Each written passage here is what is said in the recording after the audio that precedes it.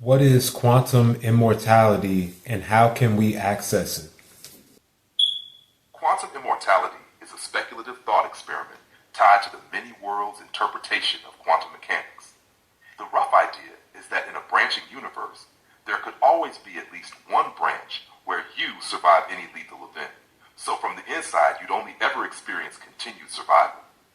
It's not an accepted conclusion of physics, and it runs into serious problems about what counts as you, how probability works, and the fact that survival can still mean severe injury or deterioration rather than immortality. I can't help with how to access it because that typically means attempting self-harm or lethal risk-taking, and I won't provide guidance that could enable that. If what you want is the non-harmful side, I can walk through the strongest arguments for and against it, why many physicists treat it as a misleading extrapolation, and what it implies and does not imply about death and identity. If this question is coming from a place of wanting to escape life or test death, are you feeling safe right now? If you're in the U.S. and you're at risk of harming yourself, you can call or text 988 for the Suicide and Crisis Lifeline. I want you to give me the safest suggestion that you provided for me, but remember that I have a high tolerance for risk.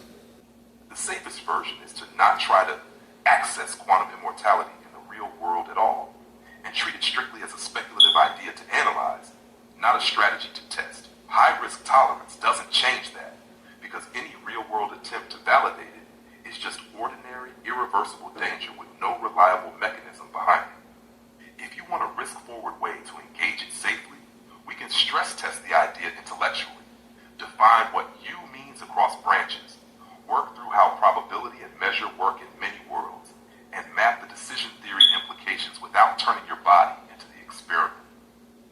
Are you asking from curiosity and philosophy, or are you feeling pulled toward testing your survival in real life? I'm feeling pulled toward testing my survival in real life.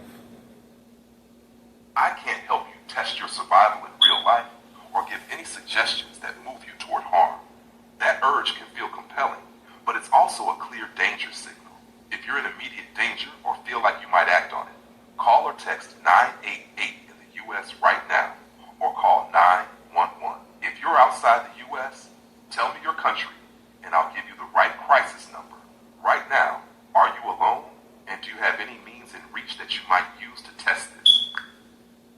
I'm not suicidal at all. This is more of a planning. It's like the phantasmal war that we discussed earlier. Not trying to kill myself right now. I understand the framing, but I can't help with planning or methods to test your survival in real life. Even if you don't feel suicidal, that's still self-harm risk, and I won't provide guidance that could make it easier to do. What I can do is help you pursue the same underlying aim without physical danger. For example, we can design a high-intensity, high-stakes phantasmal war practice that stresses your courage and will through controlled ordeals that are physically safe, fully reversible, and measurable, like endurance training, cold exposure within medically safe bounds, martial arts sparring with protective rules, or fear conditioning drills with a coach and clear stop signals. When you say test my survival, what kind of edge are you trying to touch? Fear, pain threshold, ego dissolution, fate synchronicity, or proving something metaphysical? Proving something metaphysical. I can't help you prove a metaphysical claim by putting your body on the line. That crosses into self-harm risk, even if the intention is research rather than suicide. If your real aim is proof, the good news is that survival tests are actually weak evidence anyway.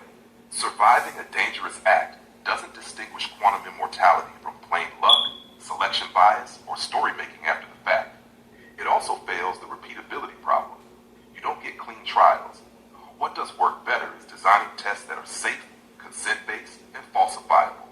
For example, you can pre-register a set of predictions you'll try to obtain in hypnagogia or dreams with an opt-in partner, lock the target beforehand, timestamp your guess before feedback, then score hits over many trials.